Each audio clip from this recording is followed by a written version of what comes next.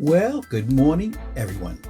Welcome back to Carmine from New York Teaches Photography. Today, we have something very special. First, I'm going to knock your socks off. Look at this gorgeous lens. This is a 7Artisans 50 millimeter. Are you ready for this? f0.95. This is a 0.95 aperture. Okay, we're going to get into this right away. First things first, follow my finger. See this red square? Press it. That will get you subscribed to my channel so you can watch all future videos on photography and all my past over 190 other videos that are already uploaded on this YouTube channel. Comment below, thumbs up, and email me any photographic question, blackandwhitephoto@aol.com. All right, today, short and sweet, we're going to talk about Nifty 50, as so many photographers call it. What is so important about your 50 millimeter lens? Well, it's probably more important than you know. If you ask 10 professional photographers if they can only carry one lens for the rest of their career, it would be the 50 millimeter lens because it's so versatile. It's good for landscape, portrait, street photography, but because they generally come in pretty wide apertures, like this gorgeous f0.95 on this Lumix GX8.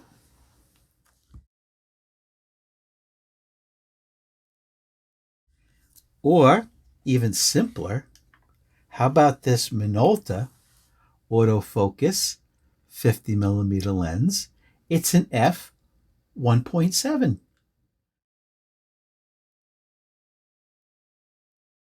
Gorgeous. This is on the Sony A390.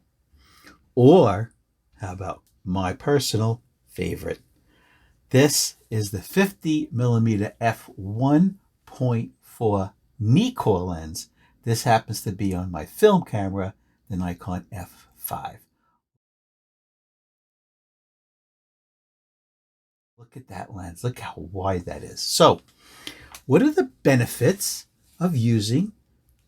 I think generally all of you have gotten this lens, your 50 millimeter lens, when you bought your camera, if you bought your camera new or even used.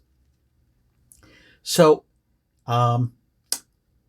it's important to keep this 50 millimeter lens in your bag because it's great for handheld, low light photography. Because it's not a big long lens with a lot of elements, it's nice and short. Number one, look how it fits in the hand. You've got a good cradle on it. The wide aperture will let you use shutter speeds enough for handheld low light shots. The bokeh, in other words, the background blur, the low depth of field, will make your portraits pop when you have your subject in focus. When you use, like this, an f0.95 lens, right?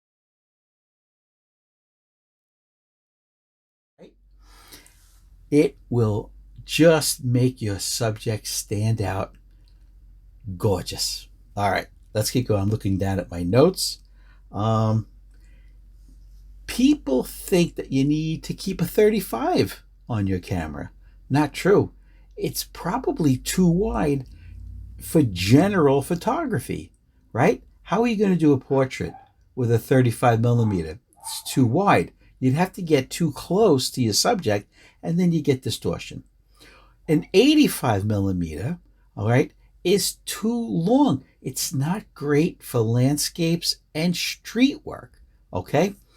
So the Nifty 50 the 50 millimeter lens. This is the true underdog lens that every photographer has to have in their bag. This is the one. Now, we're going to look at photographs throughout this video that I took with 50 millimeter lenses. Every photograph you're about to see were all taken with a 50 millimeter lens. Before we get to the photographs, I want to tell you one thing that I did not know. As a photographer with 50 years on the job as a photojournalist, did you know where the word lens came from? I just found this out today. Came from the word lentil. Where is it? Lentil culinaris. All right, culinary. Lens, culinary. It's a Latin word. And the shape, right? If you guys ever had lentil soup, right? You'll know what a lentil looks like. It's a legume, right? It's looks like a lens, right? It's rounded on the top and rounded on the bottom, just like a lens element. So the word lens came from the word lentil. I did not know that. And by the way, lentils are very good for you. All right, guys, I think I went through everything I wanted to get through.